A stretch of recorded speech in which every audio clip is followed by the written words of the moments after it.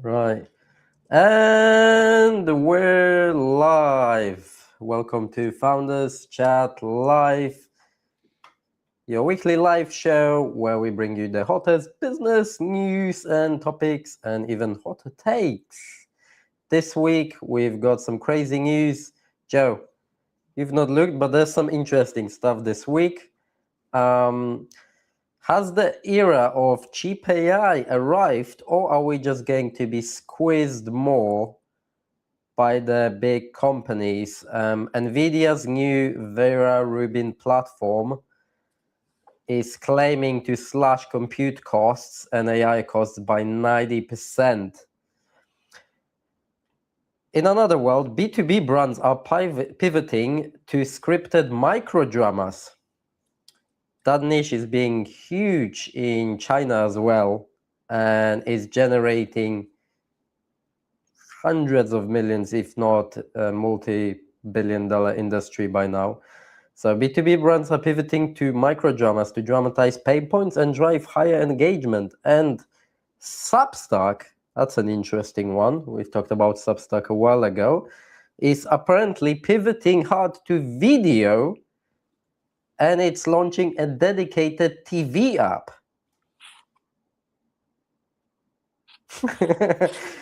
A bunch of other interesting stuff, but these are the big topics from today. The Substack one's kind of cool by the sounds of it. Shall we start with that? Do you want to start with the Substack topic? It caught my attention. On the list. Right. So Substack is aggressively expanding into the video ecosystem with the March 2026 launch of its Substack TV app for Apple TV and Google TV. The platform, which recently hit 5 million paid subscriptions, is repositioning itself as a video and community hub rather than a newsletter tool, which was the whole idea why they started. Creators who already publish video will have their content automatically available for Lindbergh viewing, including For You recommendation now. For creators, this move signals that video-led subscriptions and direct audience partnerships are expected to grow by 56% and becoming the primary way brand opinions are formed outside of social media algorithms. There's a talking point here. Does TV app make Substack a legitimate threat for YouTube for long-form creators who want to own the subscriber data? I don't think anything is threat to YouTube because of the size, but could they cut out a big piece out of the cake for the more? I think it could get a niche. It could definitely find a niche for itself, I think. Because who's Substack, right? Mostly, there's a lot of, I've seen a lot of business stuff moving to Substack. Like industry news. It started as like this very creative writing platform. From what I see for Substack, is the people who love like proper literature and well-written articles, opinion pieces, all that sort of stuff. I have a Substack account. I read some stuff occasionally on there. I'm hardly like addicted to it. I'll check it every day. But from what I see, it's very good quality written stuff. So maybe you can get a niche of very good in-depth opinion, like videography pieces. Maybe that could be a very solid niche for it. But it'll never like directly impact YouTube's market share, but it can definitely get a niche. Hi Diego, by the way, welcome. How are you doing? Yeah, YouTube is just huge. I don't know, because like you said, I think that's where it started, where Substack started, but I think that part is now kind of gone with like those recent updates and pushing more towards like social media and the short notes. It's almost more like Twitter now. It's just turning into another like advertising and money generating tool. The couple of guys I follow on Substack are mainly like people who write about sports business or like sports psychology, all that sort of stuff. And I found them from YouTube videos. Like they just pitched their Substack in the comments of that and went over to Substack, and they're like, they do create really good long form written stuff, but I could be wrong. I don't spend that much time there. I'll maybe read like 3 articles a week. Yeah. Yeah, I see a lot of business stuff on there. No, I like And it's quite because I use interesting Substack how it's 2 quite years ago. I interesting how used well the Substack. system works with the monetization, like the gated paid newsletters. I'll tell you what, like some people are doing it so well. Even I was like annoyed. I was almost like pissed off for not being able to read some stuff because there were some good articles and I'm like, oh, I want to read that. And then you get to read like 30% of it and then you get to pay. And I was like, what? So I'll be curious to see how the video even connects to that. It's got what 5 million paid users, which Yeah, is it's they? a number. It's enough to make a solid niche if they choose the niche correct. If they go fully like into this is your really high quality stuff. You won't get your AI slop. Yeah, you'll get well created written stuff, video essays that are a good length, like 40 minutes plus. You know, like a typical long TV show Does that sort of thing. mean? It'll Does that never mean that compete with they'll YouTube, add but it the can get same a good format? market share. Does that mean that they'll use the same format for videos? So will the videos be like gated, like on Patreon? Maybe I'll need to look into that. It could, I suppose. Because if they open that and just make it as like okay, you can now charge people for video content as well, as you do for the written content. But again, the only way Substack's going to get traction really is through YouTube and other social platforms with more users. That's how I find Substack creators to follow. I'm not out there scrolling the Substack feed. I'm getting told to go there from YouTube videos I really enjoyed that were detailed and long. Yeah, I don't know. There's a lot of people. Yeah, there's a lot of people who just use Substack, but it only works for like those newsletters with a very, very broad audience. From what I've seen, it's full of a lot of like writers teaching other writers how to make money online. Yeah, If yeah. you know what I mean. Or It's just you've got kind of like the like people in business who give business tips, and they just like promote to each other and everything, right? is engagement important on Substack? I don't remember. Yeah, it's the whole X formula. Like other people's shit, connect to other people, follow other people, and you'll be seen. I don't think the algorithm is that good from what I've noticed. That's why I kind of switched off. I thought it's gonna be a good channel, but I'm like, I don't want to like spend an hour a day on engaging again with people, or just follow 1,000 other, like subscribe to 1,000 newsletters to get 200 subscribers to mine. Yeah, I don't. It's very much like follow for an hour. Yeah, it's very much like by the time I'm not so knowledgeable about it, but what I do see does seem very much like we will teach writers how to make money, which is like how LinkedIn people say, I'll teach you how to use LinkedIn to make money. But exactly. There's a lot of that. And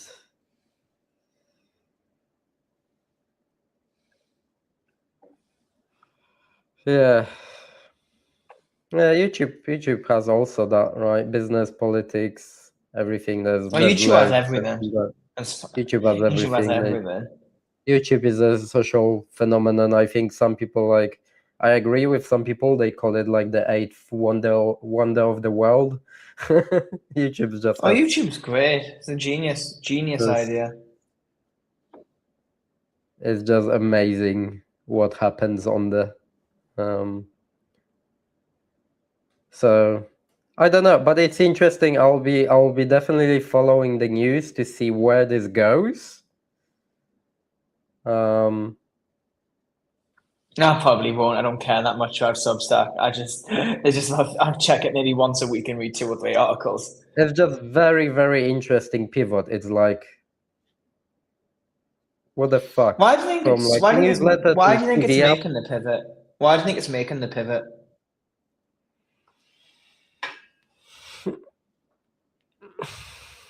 I think there could be two reasons for that. I mean, they either probably maybe they struggle more than they look, and they're trying to figure stuff out. Maybe they're saying like, okay, this channel just like doesn't work, or maybe we're capping the market. Because what's been the growth? I know they're doing well, but like, have they been I actually remember growing, or it really let's see. exploded when Elon Musk bought Twitter. That was when it really exploded because it was like Twitter alternative. Okay. So Substack reached. It's like old stats. It's giving me like old stats. 5 million paid users in. That was last year. That was 2025.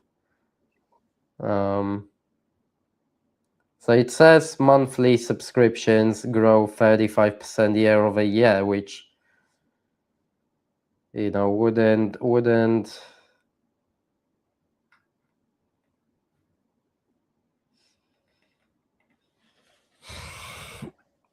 But I think it's like a bit of a fake growth. I think a lot of people just bring over their audiences with them. Mm-hmm. Like LinkedIn creators, Instagram creators, they all go to Substack and start charging, like they do like paid newsletters there. So maybe they see that. Maybe they just see that actually it works more like Patreon almost now, where people just use it as a revenue tool of like, you want our exclusive content. Our exclusive content is on Substack. And if that's the case, then doing a video, and if the video is also has the same features of like you gotta join the membership to see the exclusive videos, that makes sense. And because whilst that YouTube is whilst that the feature is available on YouTube takes a big cut. I think they take YouTube cut for paid memberships. I think they take like 30%. So YouTube takes 30%, which is big. And Substack takes only 10% cut, right? So that in itself, if your niche is like a very, very small, like, very, very small niche following audience on like a boring topic, I could see potentially people move there, right? If it's not like a viral global niche topic, like, make money online bullshit. If you're like a, I don't know, learn sci-fi writing or something, that shit's never gonna get 10 million views on YouTube, right? So the algorithm point is almost like irrelevant.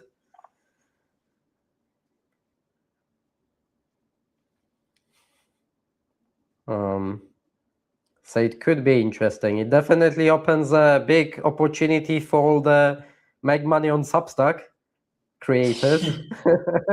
Now they can, add video to their repertoire and stand out, do a video course, and you gotta pay for a video course.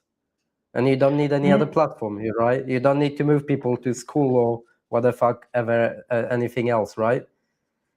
So you can do your paid course on Substack and have a free newsletter to promote it.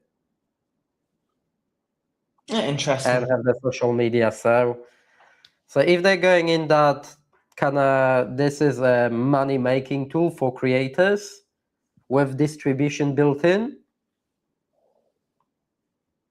well, I can see that. Because TikTok has that, right? A lot of I people don't don't know, but like TikTok has the paid. You can release like paid videos on TikTok. didn't know that. Yeah, like short. You can it's short videos up to 5 or 10 minutes. So a lot of people have been selling like courses. So you can make like a video series on whatever, how the fuck grow your business, and you have like 10 videos on there, right? That walk you through stuff. A lot of people have that, and whatever you pay, like 30 quid. So they that I don't know what TikTok cut for paid videos. Can't remember. Anyway, interesting move. Do you want to pick something, or if not, I'm gonna move to the NVIDIA topic briefly. I want to cover it. Go for it. I'm gonna make 70 kilos in 2 days. This isn't fun. How much weight are you? How far are you off? I'll have to cut like 5-6 kilos probably. So that's a decent chunk. The guy I'm fighting is cutting way more. That guy cuts some 80. That's a lot of dehydration. Oof. The guy I'm fighting cuts some 80 kilos. So he literally kills himself. I just like mildly damage myself. Which I suppose is better than what he's doing. He'll be going through something much worse than me. Mine's bad, but at least I know his is definitely much, much worse. We take those little wins. Diego mentioned something. So Substack would become niche source for business, yeah, potentially. And also, I was saying last week something interesting happened. There was a little private loan money lockdown. I think we got a topic on that, Diego. Maybe we'll look at it. I don't know. I think there's too much money in the whole AI stuff. There's like literally governments are dependent on it now. So that's not gonna go anywhere. But let's talk about this. So NVIDIA Vera Rubin GPU slashes AI costs by 90%. In a most significant hardware announcement at the GTC 2026, NVIDIA unveiled the Vera Rubin platform, the successor to the Blackwell chips. So that's the revolutionary graphics card, the chips that are pretty much powering almost all of the AI in the world. And it's crazy. That's what catapulted the NVIDIA's stock market worth to over, I think they're nearly 4.5 trillion. So they've gone from like 1 trillion to 4.5 trillion because of this. So the new architecture delivers 10 times higher throughput and slashes the cost per token by 90%. So what does that mean for the rest of us? For small business owners, this is actually interesting. Because the cost of running AI agentic workflows that previously costed, $1,000 a month could drop to $100. Now, okay, NVIDIA's outlook suggests that AI inference will drive 1 trillion in chip demand by 2027. So, right, I've got two theories here. I don't think the cost for users will go down because, if OpenAI gets 90% lower cost and Microsoft gets 90% lower cost and Google gets 90% lower cost, we're not going to see the money. It just means they're going to have 90% more profit. That's how it's always been, right? Yeah. What do you think? No, yeah, of course. It's a shame, but look at the UFC. The UFC haven't for the first time in like 20 years, or no, yeah, almost 20 years at the weekend. They didn't sell out the O2 Arena in London, but they still made a record gate because the 3x ticket prices. And even though there was like 4,000 empty seats, they still made more money than they did 15 years ago when there was 20,000 fans in there because they were charging literally thousands. They were charging like 600 quid for the back row. Like, But look at COVID as well, right? What happened in COVID with everything in economy? They said like, oh, you know, prices are going up, and then like everything became like 2-3 times as much as expensive. And then when prices went back down, nobody lowered the prices. They just say, oh well, we don't care, we're just gonna keep the profit. yeah, That's it's a one shame. thing. Another thing, there's been again now with the war and the fuel costs, that's been a massive comedy. The fuel prices went up. In prediction, they just said, oh, we're just gonna increase fuel prices, and then when the actual cost went back down, it was like, oh, we're just gonna keep it where it was because everybody's paying anyway. It's this So hyper-capitalistic mindset. It's just we'll squeeze as much money out of you as yeah. users as we can. It's So disgusting, but it's unfortunately it's the world we've created. On one hand, maybe that's finally a chance for those companies to actually start making profit because they weren't, right? OpenAI hasn't making a penny yet. They're just burning through billions. So is this now a chance for those big companies to actually turn profit? I don't think they'll lower the cost, but then I'll tell you what might happen, because places like China don't give a shit about America's economy, right? So maybe China just gonna go, well, fuck you, we'll release it at 10% of the cost. I don't know, because whenever you think the way these like massive guys, They already I'll give you did an that example. with the Quad model. Well, like drives me mad. It's the big thing I think pissing me off in the UK recently is the packaging on food is horrendous. It just splits the second you open things. Things just collapse straight away. And they're doing this because they're like, oh my God, we need to make more profit than last year, so let's get even cheaper packaging. Like you open a pack of rice cakes and all packet splits. I'm like, what the fuck is this?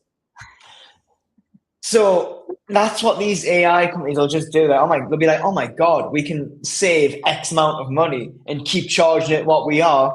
Oh, look at all this profit margins. It'll look great on the books, but it'll just mate, the quality of food packaging getting worse has been driving me mad. It happens. Like there's just little things that like ruin your day to day quality of life and just drive you mad. Well, this does open potentially a couple of opportunities. I mean, if anyone will be able to even get their fucking hand on these cards, because we all know it's probably gonna be pre-sold and pre-ordered by the giants. They will just make another loop. One company is gonna invest another company in another company, and they're gonna make another virtual 1 trillion of fake money, and they're just gonna buy out the next 5 years of these cards. That will probably happen. But if anyone somehow will be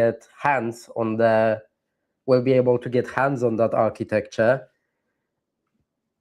that actually opens up an opportunity for what I discussed a couple of weeks ago when I said, well, if the prices of AI keep increasing, will companies actually start moving into offline models rather than using the cloud models from OpenAI, Google, X, and everything? Will they be doing local hardware models? Because you can already do that. So there's some stuff. I know, Jay, you're not that much into tech, but there are already models like you can, if your laptop has a graphics card, or you have a PC, right? That's fairly recent. You can actually get certain AI models to work on your machine for free.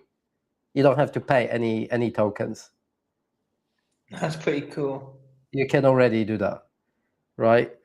But it's just not that powerful unless you've got like pretty expensive stuff, right? So it might be just like a lot slower, and you'll have to invest quite a bit. But if the hardware becomes so much more efficient, right? Eventually that technology is going to move to the rest of the market, right? We know NVIDIA is always like 2-3 years ahead, but in 3 years' time, that technology is going to be in your laptop.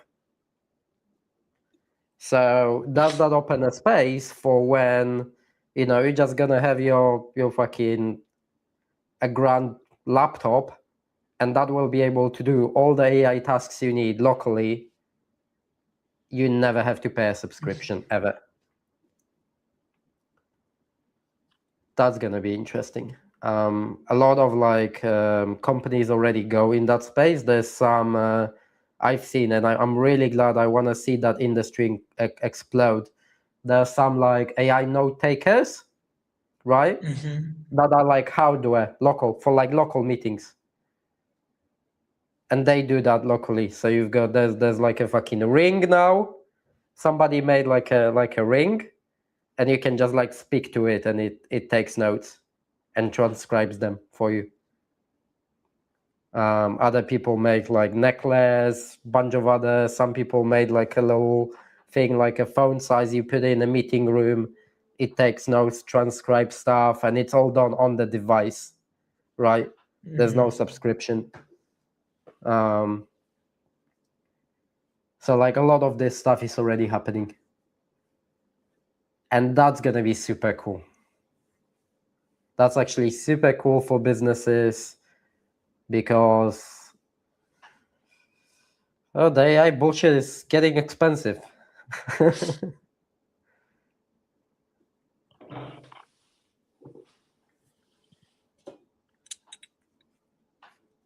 What do you think?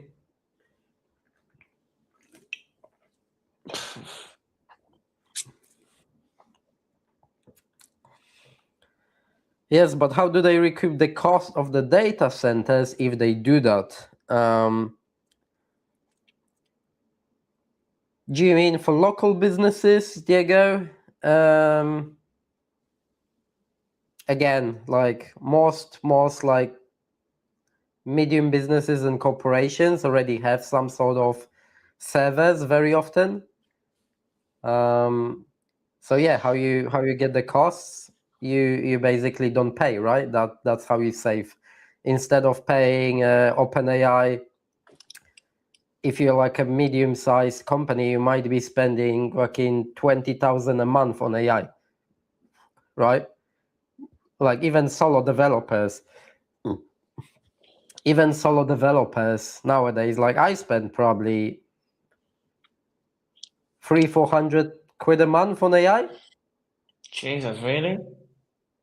Like different tools, but if you think about it, every tool is a 550 or 100 subscription, right? I spend way less than that, and I think AI does me the world of good. Well, you've got what? ChatGPT. You've got well, you don't use GPT anymore, do you? Or... No, I try to use. I used ChatGPT to write a follow-up email yesterday just because it was a really old client, and I was like, "Do you remember this client?" And it was like, "No," and I was like, bad GPT, so I had to go and do it manually. I was very frustrated. So what have you got now? Notebook LM. Don't pay for that. I just have Claude. Use the free one only. I haven't even used the free Notebook LM in weeks. I haven't felt the need to. Claude does everything. I hate to sound like those guys who are like on LinkedIn saying Claude replaces everything, but Claude has replaced everything for me. That's fine. So you've got Claude. My CRM has AI integration if that counts, but it didn't when I paid. I didn't start with it.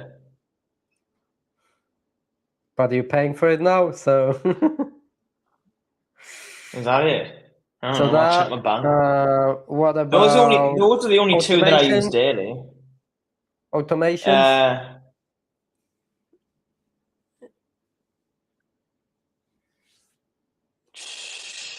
I've just started That's using good. SendPilot again, actually, for the intent triggers.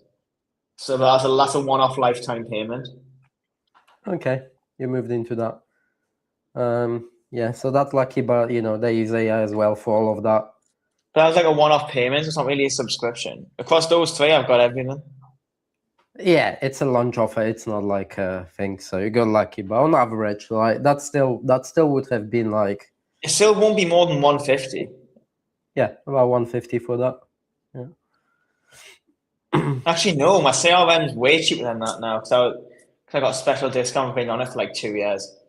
My CRM literally costs for like, yeah, for real, my CRM costs like 25 quid, I think. And I get like 10 users on it. Yeah. But that's what I'm saying. Like even That's what it for like takes. See, if you know the people who make it, you get really good deals. network, the power of networking. I don't know the people who make clothes. I just pay for that like a normal person. My CRM I've known for like 2 years. They give us like a premium option for the beginner price, and then I first met the SendPilot co-founder like last year. So the messages as soon as they gave us a free trial of their new thing, and I was like, "Fuck it, for 70 quid or whatever, I just pay for it." The For a power of one-off payment. networking. Hi mate, how are I you just doing? feel like I don't overcomplicate AI. The way I look at AI, I'm like, okay, how can I get my time back? I don't try and make some like super complex workflows to create work from scratch. I'm just like, okay, there's certain things in my business I don't enjoy. How can AI remove this from it? I don't listen to all the bullshit of I don't listen to all the bullshit of AI replace my £100,000 a year marketing director. I don't try and get AI to do my marketing. I just try and get AI to like take my notes from meetings, transcribe them into proposals, transcribe those. I mean, take the transcriptions, help me make that into content, all that sort of stuff. I just don't overcomplicate AI. That's why I have so much success from it. I think everyone who like spends a fortune on AI because they're trying to like replace like I'm trying to use AI instead of hiring people. But then I that's just had also a. that's I also the just misleading marketing these AI companies use. that's like a conversation I just had with one of my clients currently. They said the same thing in like the marketing niche. There's all these gurus on social media.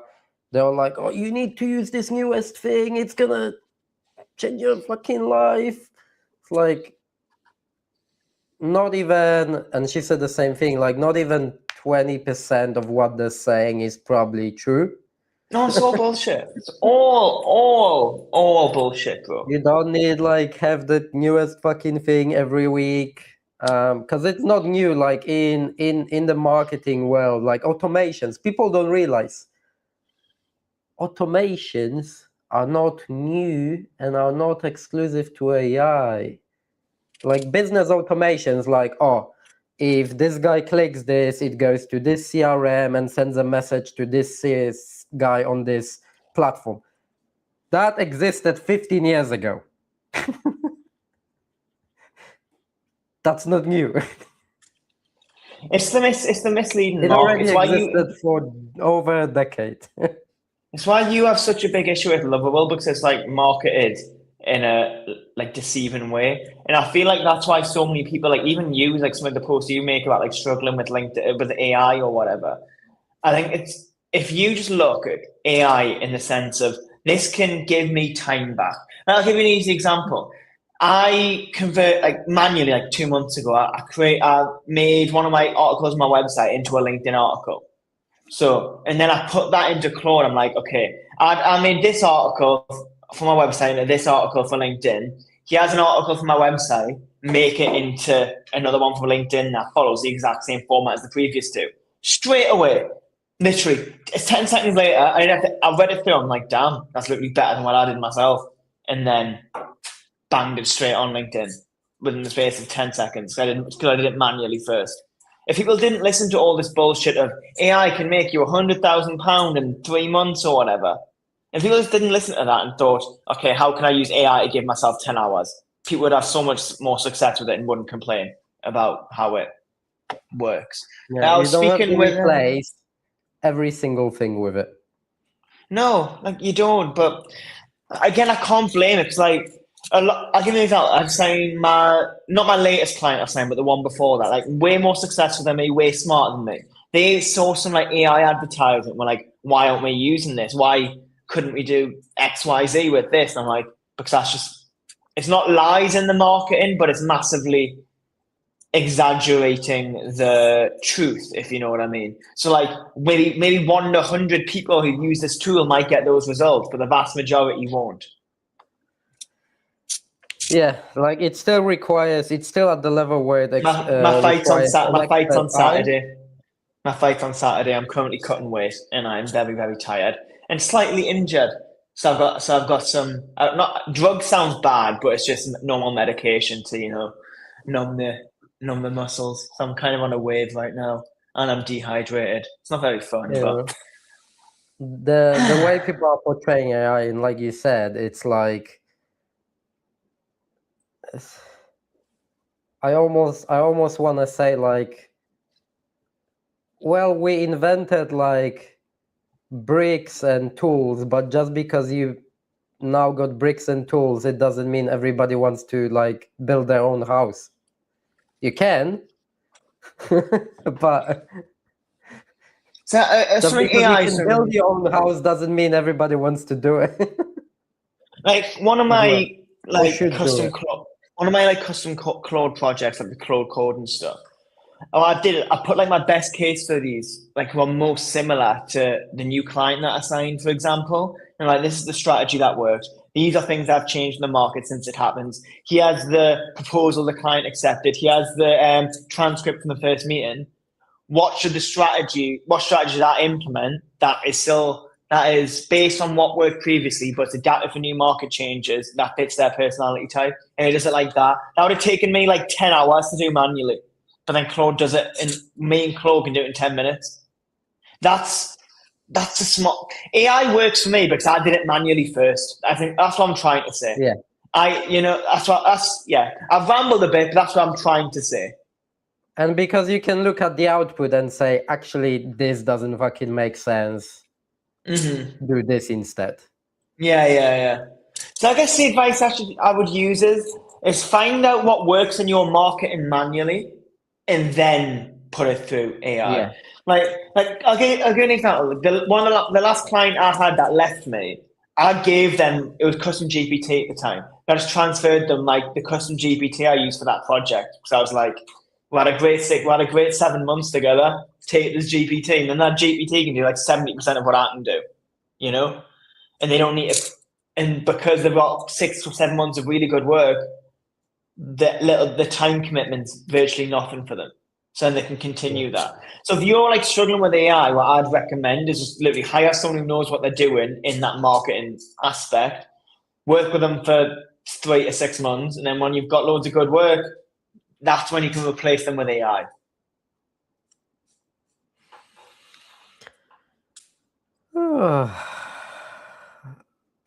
Oh shit! Big G got married. Post a picture of your wife. I'll judge her. I'll rate her right on camera.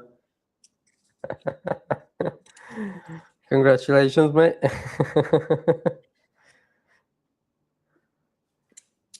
Do we have business topics like last week? I like that. Do you have any of them? Sorry? Do you have any business questions like last week? I haven't prepped anything. That's a shame. But I wanna talk about this topic because that's a interesting trend that's really now like preying on the dopamine even harder than TikTok used to. What do you mean? So the micro dramas.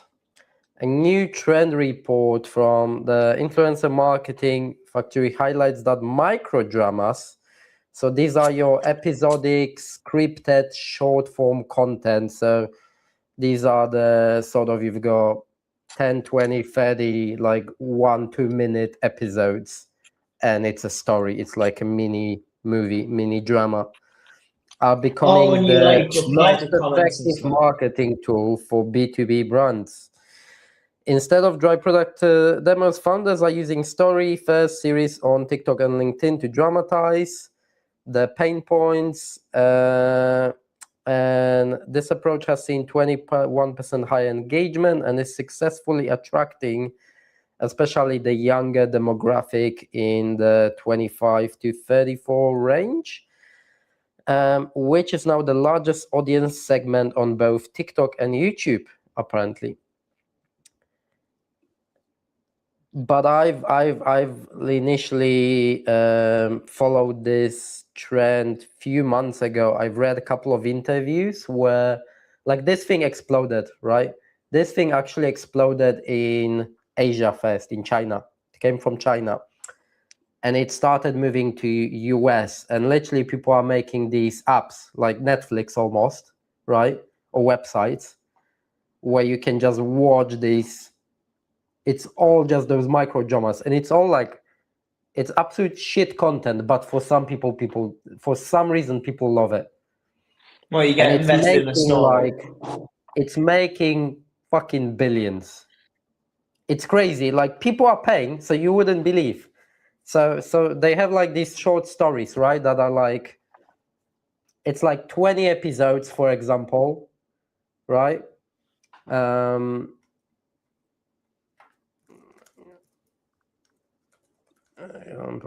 don't know if I can find something quickly. So there's like 20 episodes, for example, which is just like random shit like, oh, a high school girl marries a werewolf.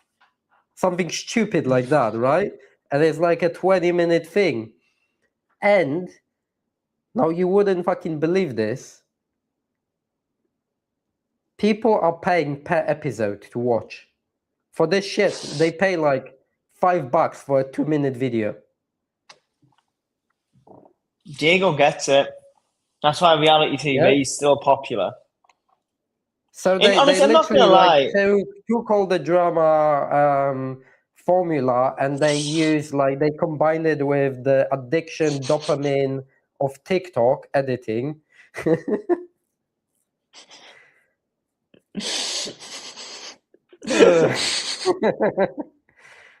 I think that's a bit of a, yeah, there you go. So like, there you go. Some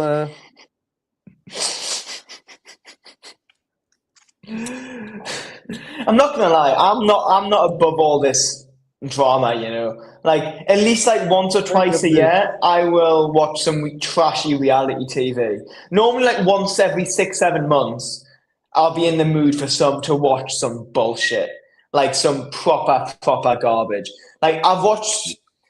It was my last time I went through the need to watch some bullshit. I watched Love Is Blind, and it was just so bad, but it was so bad, but it was so entertaining. It like filled look my. at this bullshit. So that's what people are paying 50 quid for, to watch the double life of my billionaire husband, fated to my forbidden alpha. There you go. Shut up. Werewolf romance. Divorced billionaire. I could definitely do this. Never divorce a secret billionaire. Revenge of the XXL wife. Okay, that's funny. The quarterback next door. That's you, Joe. Oh no, I know what that means. That has a second meaning. Oh no.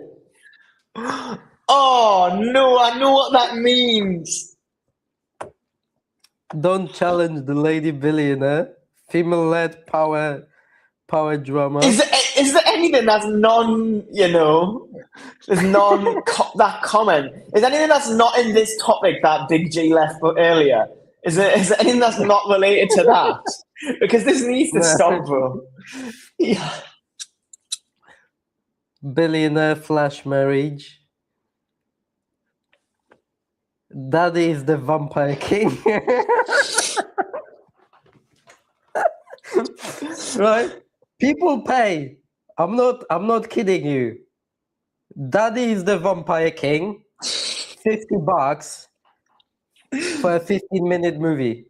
People pay. Hollywood, there's a couple of guys. I watched like a documentary with a guy in Hollywood, and he said they're shooting like 10 different of these a week. Cause it's like a 15-minute thing, right? They just like, it's like 15 episodes, 1 minute each, 2 minute each.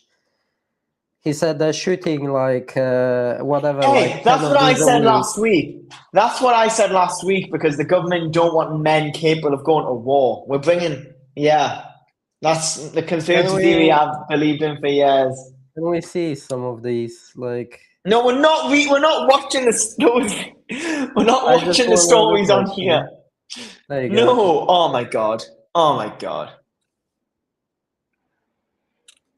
At 50, I married my. Oh, oops! I married a billionaire daddy. You messed with the CEO's wife. So is my this classmate is my grandson. is this porn? Like, and they literally pump this shit out. Oh, Like bad choice whatever, of words. few of these a week. They just pump it out, right? It's like DLC Can you movies. like This how you many get. episodes is this? There we go. So this is like 30 episodes. You see, and look, right. So the first 6 you You can get watch for 6 free, for and free. then so they hook you onto this shit, That's so and funny. then That's you so gotta funny. pay. I don't know even how much, but it's like a couple of quid per episode, per a fucking 2-minute video. Each one of That's those so videos funny. is like $2, $3, $5. That's funny. I like that. So I married a billionaire daddy is how many? 23 episodes times whatever, 250 is I don't 50 like. pounds to watch I married a billionaire daddy.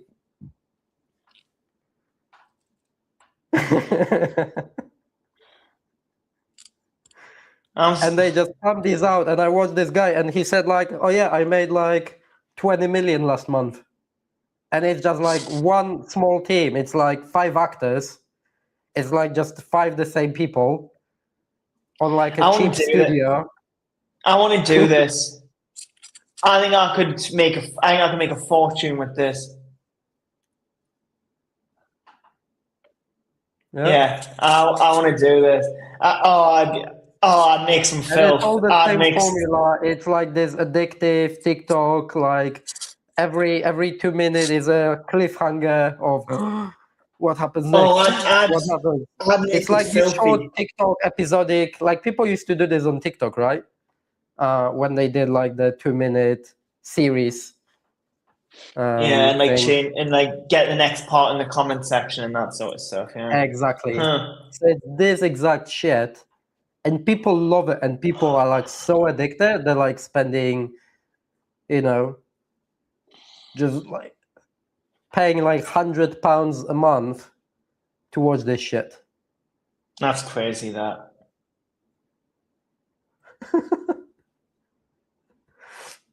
And these are just like so cheap to make. They're just cranking these out. Shall we watch one for experiment? Do you want to watch episode 1? We aren't watching one. No. Let's see. No, we aren't watching an episode, bro. What's this called? I married a billionaire daddy. Stop saying that word. I don't want it. Value. It's 1 minute 25. Let's see. That's true. You want to watch this because you're making us watch it because you want to watch it, but you feel ashamed watching it in your spare time voluntarily. That's why you want to do this.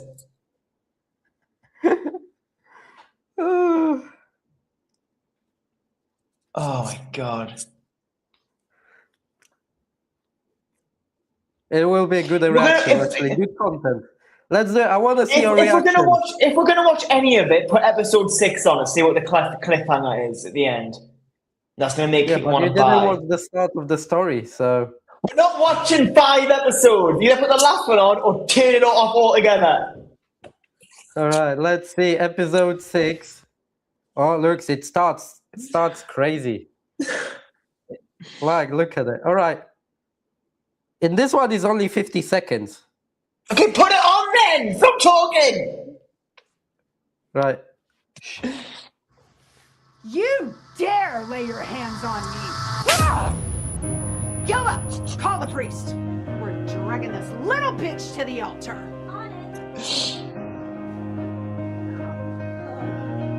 Hot dog man, you said you'd do anything. How about marrying me? Calling a gigolo to save you? Pathetic. Oh man, time you bride. Let's go, sweetheart. It's time to begin. Are you here on your own accord, miss? She's just tipsy. So excited she pre-gamed, you know? Just stamp it already. Stop. Let go of her. I hate you making me watch this. Huh? I hate the fact you made me just watch that. Right. This 50-second video just made someone £50,000.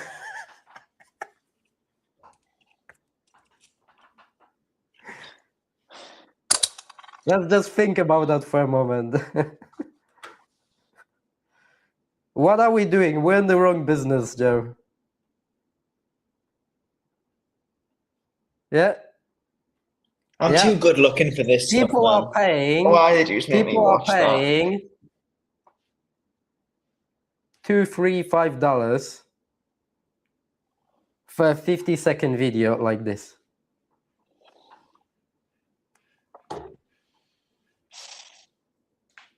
And then the next one, and the next one, and the next one.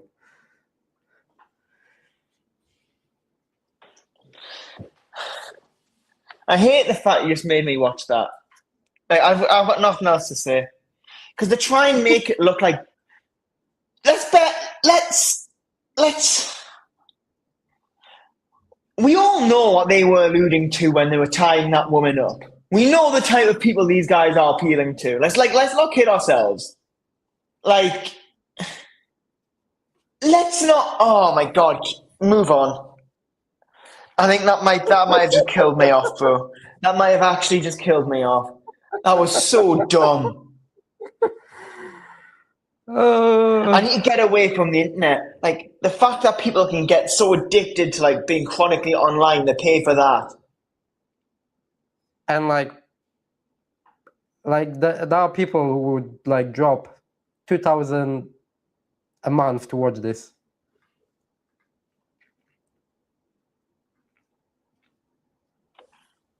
All the bored housewives at home. Ka-ching, swipe. It's not the Next housewives episode. buying that. It's weird men. Weird men are the ones buying that with some girl being tied up by a priest. That's not some housewife paying for that. That's some men who are. Oh, move on. I can't. Kill me. Actually, kill me. Again. Oh, move on. Move on. Move on. Go to Reddit and pick some Reddit topics for fuck's sake, because that one video has just took my last remaining brain cells. So how does one use that formula for B2B marketing? We're not continuing this conversation. Hilarious. Okay, if I'm not going to say any more words about this topic after this 1 second, if you want to keep talking about it, go ahead. I'm not saying any more. Move on, or I'm not saying anything else. Kill me.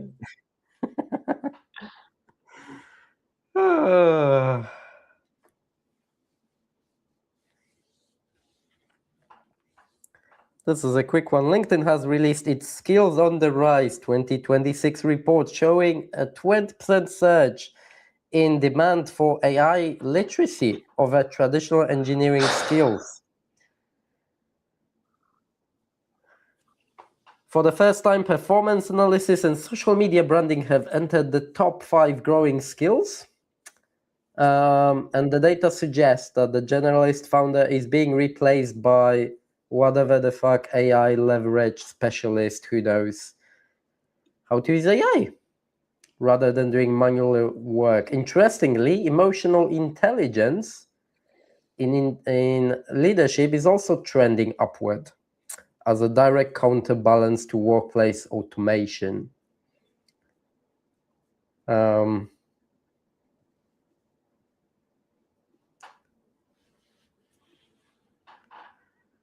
So yeah, AI is becoming the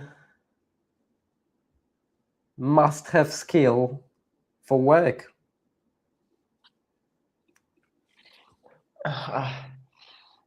Honestly, my mind's still. I got last few brain cells that are in operation this week have been killed by you showing me that video. I don't think I've got anything else to say. Like that. I only had a few remaining brain cells to like think with in my current state, but that video just killed them off. I don't know what you wanted to say.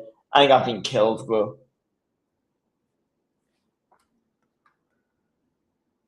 Because now I'm just thinking about, there's probably a good chance I know somebody who's paying for those videos. Do you? No, I probably do. If they're making that much money, there's a good chance that one. Oh, anyway. Do you want to drop a campaign on LinkedIn and ask people in your network, hey, are you subscribed to this?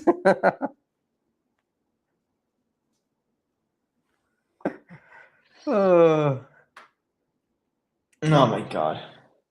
That is a very interesting topic indeed.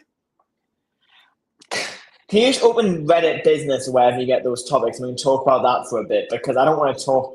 I won't have enough intelligence left to talk about any of these tech topics, to be honest. Like I'm reading these topics now. I'm reading them now, and I'm like, I don't really want to talk about energy price caps. I don't want to talk anymore about Donald Trump made in the USA, Bruce Springsteen style. I don't want to talk anymore about AI. Like, I want to talk about something fun. Is there anything fun we can talk about? Because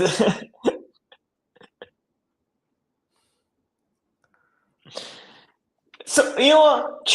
Someone in the comment section choose a topic that I can riff about.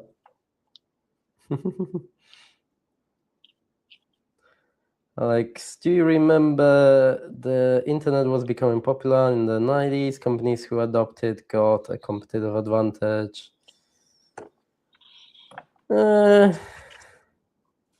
Yeah, like with most technology, really.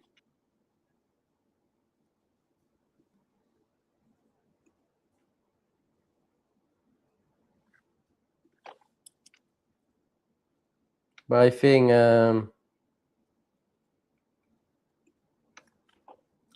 the internet hasn't really exploded that much.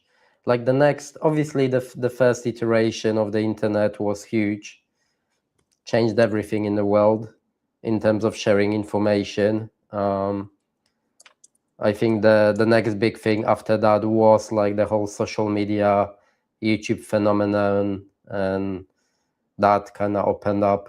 That was like the second big thing, because the internet now isn't what internet used to be, definitely. And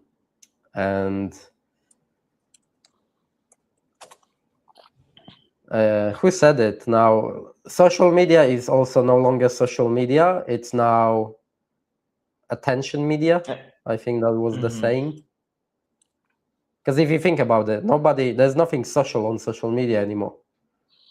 Because it used to be about like you doing personal stuff. Now everything is like about your attention, and that's it. It's no longer social. Like nobody talks to each other on social media, right? You know what? I've just searched up Reddit. I searched up Reddit/entrepreneur. So he has a good topic we can talk about. When should you quit your business?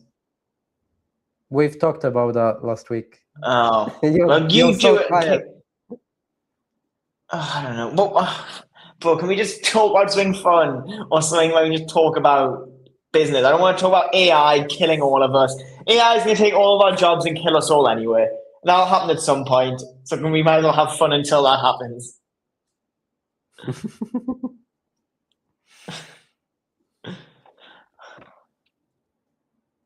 You don't want to talk about the LinkedIn newsletter topic? Oh my God, I can't think of anything more fun to talk about. What is that topic then? Let's spitball. LinkedIn apparently has officially updated its algorithm weighing for March 2026 to favor newsletter and personal carousels, which are now seeing 3 times higher engagement than standard updates. Oh, I've gotten more impressions on my LinkedIn post in the past week. All I've done is post conversion stuff for the past week, like super niche specific stuff. But my impressions have like doubled, and I've got no idea why that's happened. Yeah, Like I've got more. I don't know why. It's surely the most niche, boring stuff should get the fewest impressions, but guess not. I don't know what that means.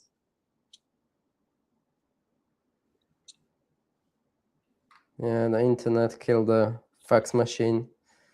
I think phones also killed a lot of stuff. Mobile networks, right, came out around that whole time as well. In terms of messaging.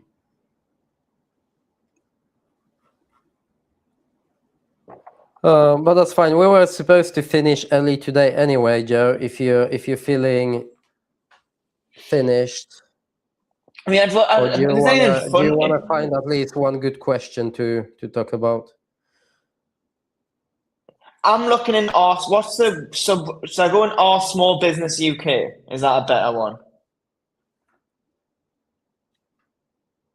Which one? How do you know? I've just went on Small Business UK on Reddit, and I'm trying to Yeah, what see. did you find?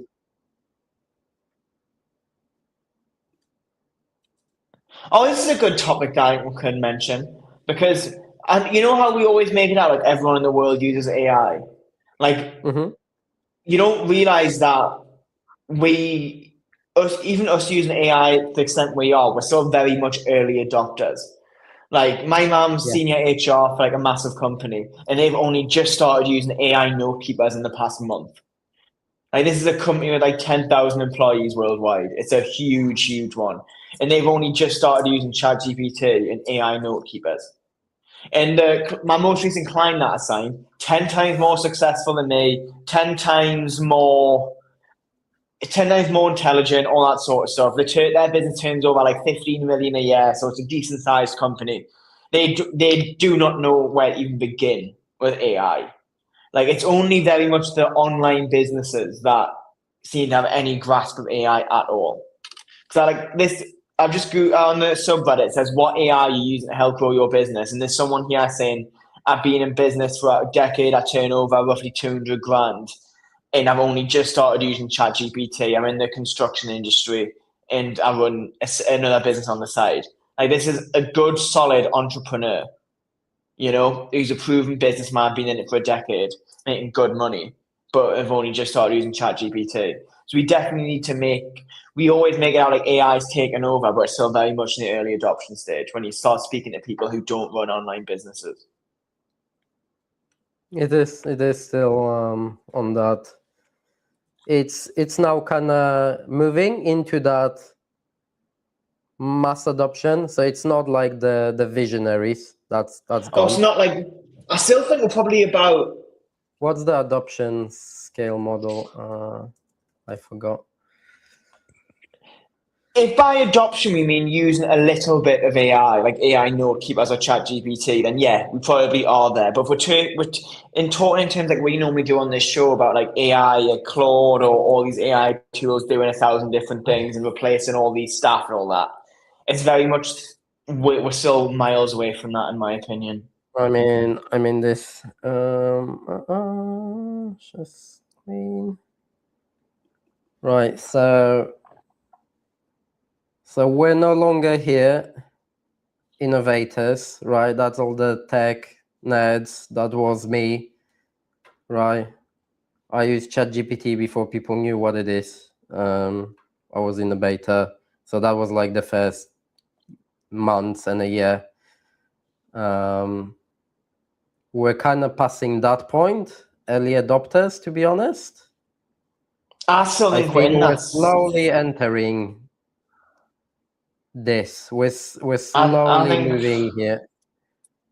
I think we're in the chasm. To be honest, we're in between the two. Yeah.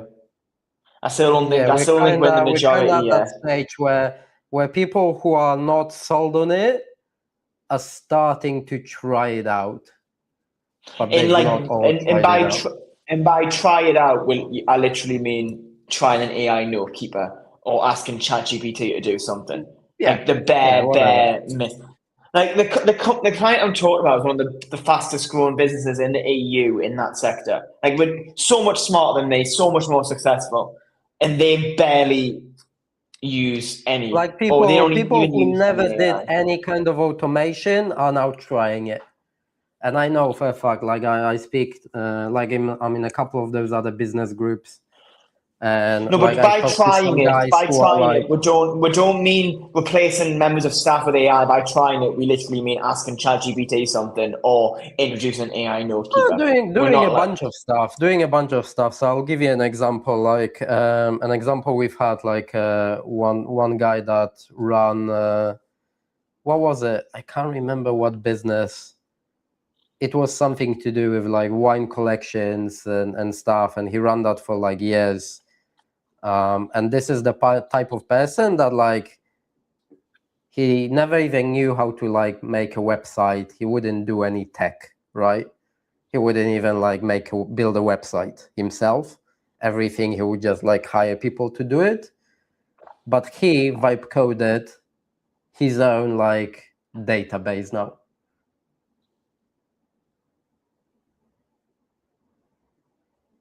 Right, so people who would never like have to do anything with TED, they would now just like start playing it. Smart guy, clearly, if he managed to do that, right?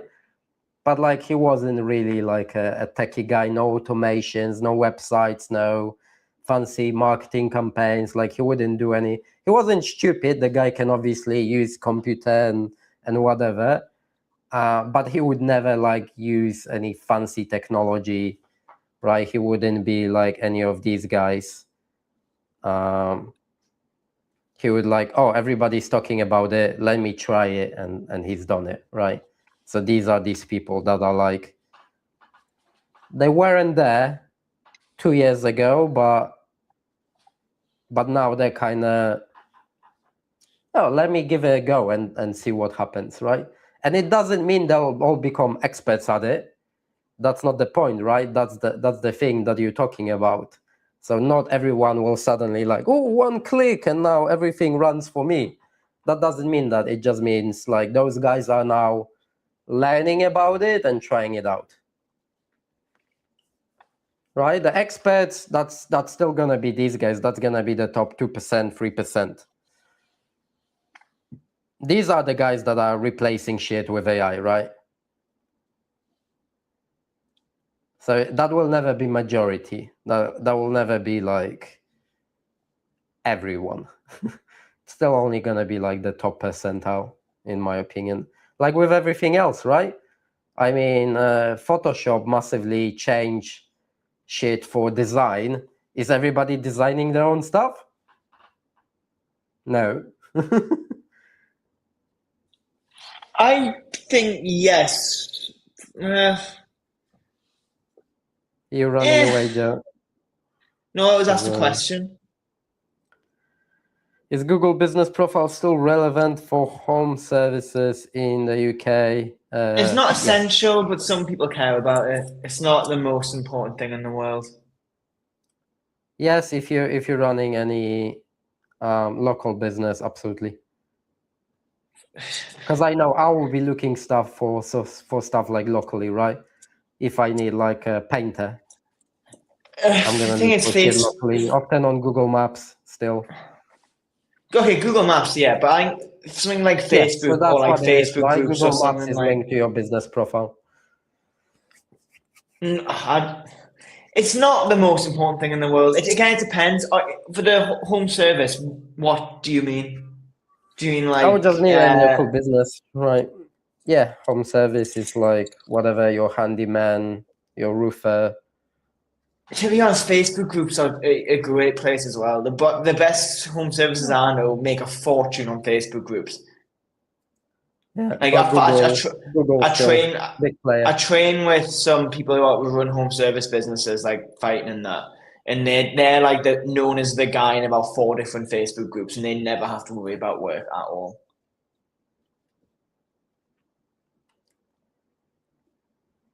So yeah, I guess it's important, but there's other things that are just as important, I guess. I'm not sure What what do you you think about mean. what do you think about the recruitment industry kind of dying? Because you know our recruitment fees used to always be 10%.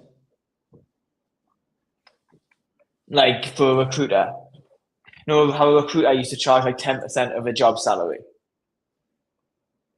When was that? They're charging like 30 now.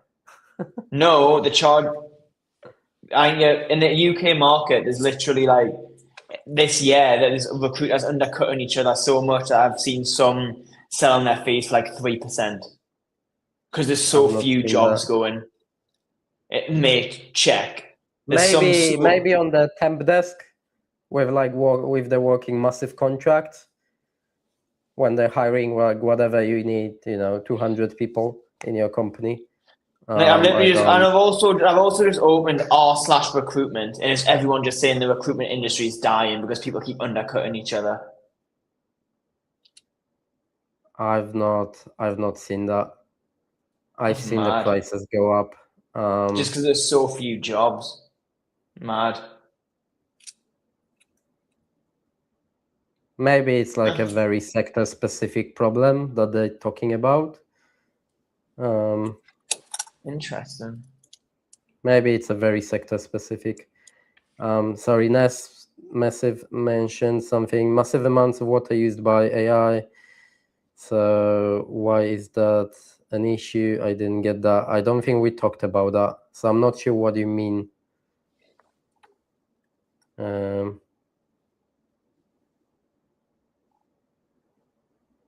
We didn't really talk about that problem. Obviously, building more data centers is a problem, right? They're running out of space. They can't cool the bloody thing. But maybe with the new NVIDIA chips, it's going to be less of a problem, right? If the thing becomes 90% more efficient, then that's huge, right? Because it's 10% of the space for the same amount of performance. So that solves a lot of that problem. Better invest into fucking chip manufacturing quickly. No disclaimer, not investment advice. But I think I'm gonna personally put some cash into some chip manufacturing stocks, because wherever NVIDIA is buying their chips from, definitely. I'm going down this rabbit hole I'm going down a rabbit hole on Reddit/recruitment. I didn't know the industry was so fucked. That's crazy. Especially mad. Did not know that. Well, the more you know. I don't even have a Reddit account. I hate Reddit, but this is pretty interesting. I don't like any social media where people hide their face. I think it gives I just don't like that dynamic. Because sometimes you'll see people giving advice, and I'm like, how do I know you're not a massive nerd? Like, why should you be giving advice? You could be like a massive nerd. So I've got to respect you to take any advice. Sorry, I've missed that, mate. Doesn't matter. I was just saying I hate Reddit. Because I don't like any social media where people hide their face. Reddit is so fake. Like, I just had that conversation with a few people on LinkedIn as well. I posted quite a few hefty comments.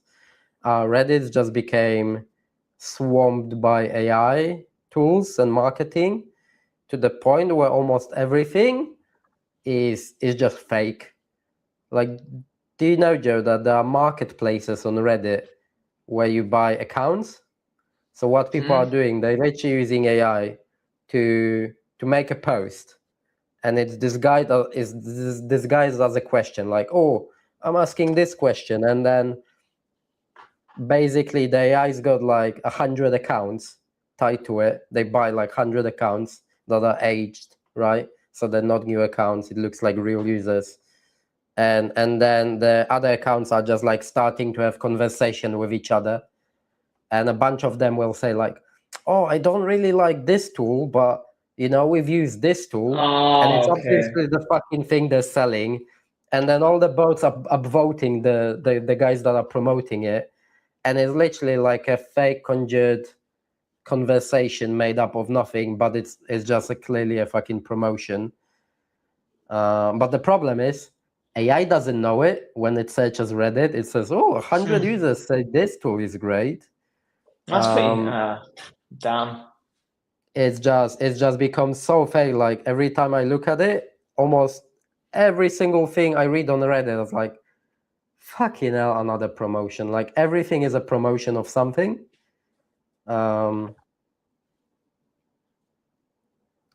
Everything is a promo, is a sales. It just got swarmed with the bots to the point where, like, any topic where you can sell something to someone, any subreddit, like all of the business, marketing, sales topics, finance topics, like everything related to any business are swarmed so much with fake shit. It's impossible. Like it's unusable. So the only thing I think subreddits that still work is just like the natural discussions, like fucking politics, whatever. I've been on a couple subreddits, like local stuff, like Bangkok discussions, things like local discussions, like any like human to human stuff that's not tied to a product in any way. Because everything else is just like, if you can sell something in that fucking subreddit, it's just gonna be full of fake crap. That's mad. It feels like every social media now, there's no like creative platform almost. But everything's just trying to get money out of people. It's a shame because I hyper-optimize everything so much. Because I like genuinely when I'm not fighting, because fighting is like an expression of my personality. I do like creating. Like I've been working on a book for like 2 years just by myself. Like I've written like 100 pages. I do love creating stuff. So I'd love to create social media content again, but I don't know. I don't want to monetize. I just want to have some fun. But there's no platform where you can't purely have fun anymore. Like when I last did this before I started fighting again so regularly in like 2024, I made some Substack articles, like just to have fun writing.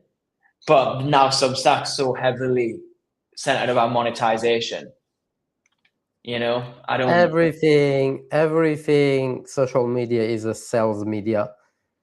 Literally, still the only platform with like any creativity is YouTube. It's like the last fucking bastion. Yes, there's a lot of sales stuff and shit. Yeah. But you'll still find that there's like so many people creating so much cool stuff, or just like that's why I wanna like.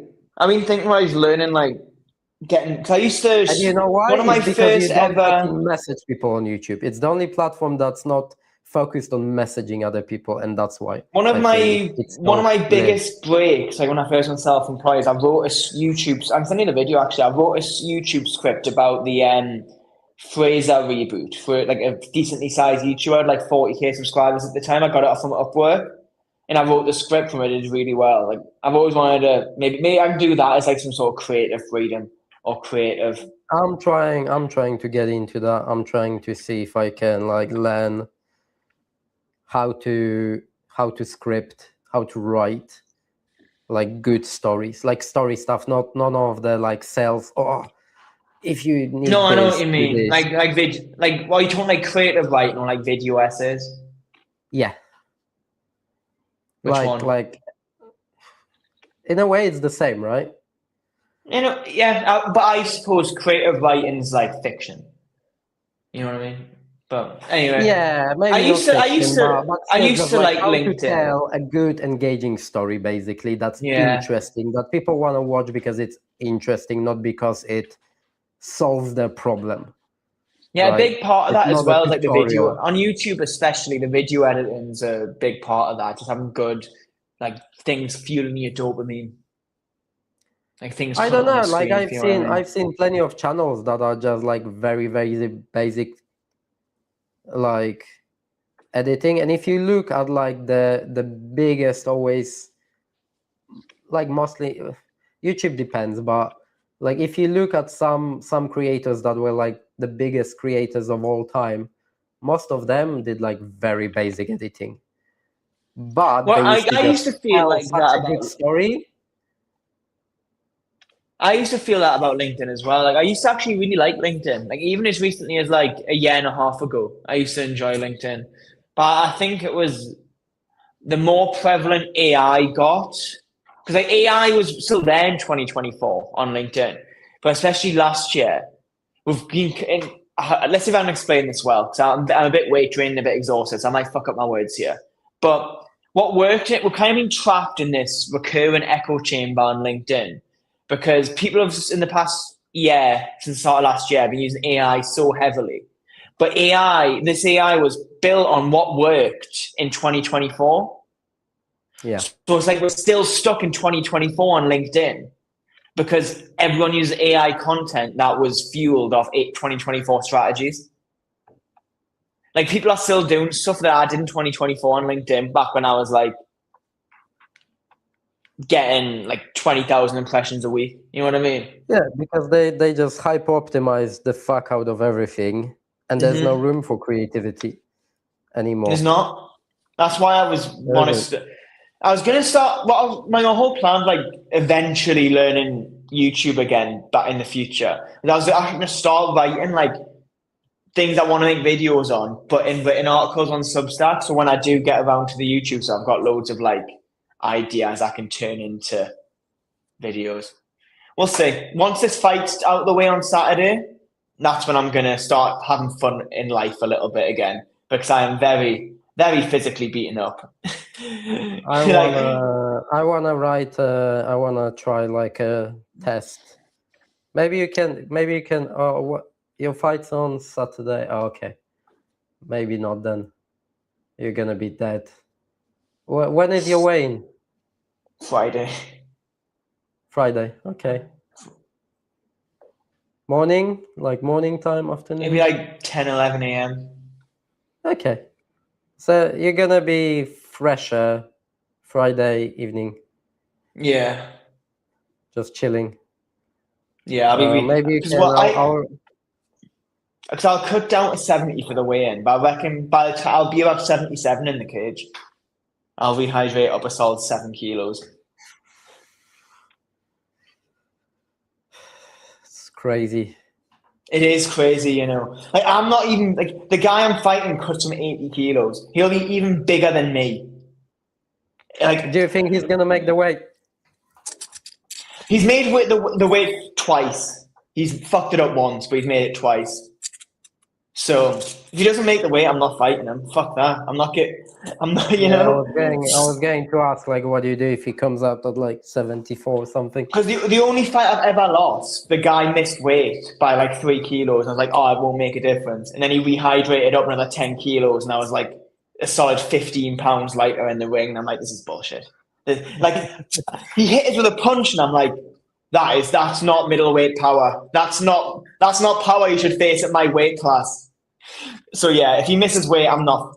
That's fair. You know what I mean? I agree to make weight. I say I'm gonna be it that way. If you don't make it, the fight's not happening. Especially in MMA, like it's so unless easy you to pay get me, unless you make it worth my while and money.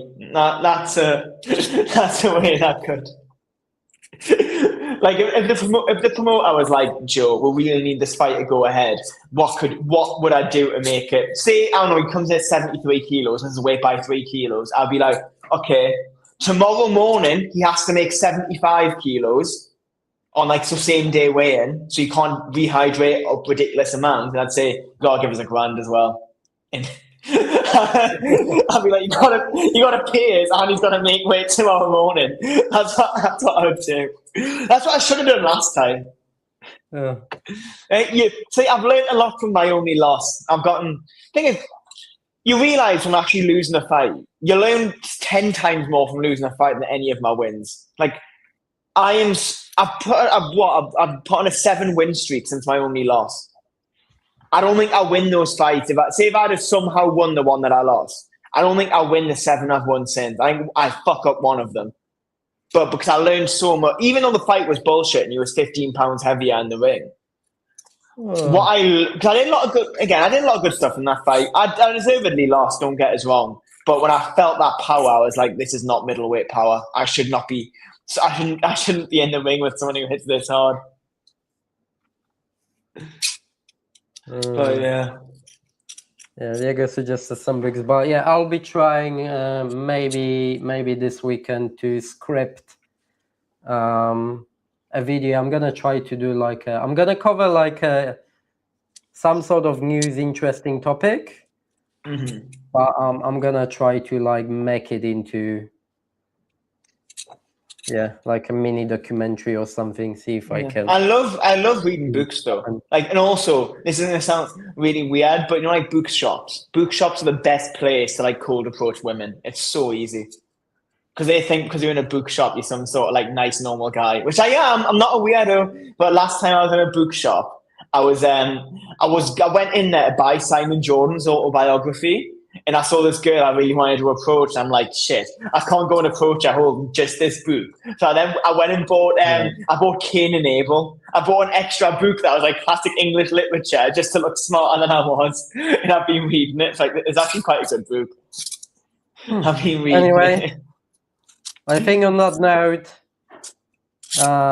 we're tired of business news for the night and we've exhausted all other topics. Let's finish it here. We just got a good topic of women. Nah, that's not happening. That's after. That's a separate channel, maybe, Joe. Oh, that'll be Founders Chat after hours. After hours, yeah. The spicy chat. Spicy chat after hours.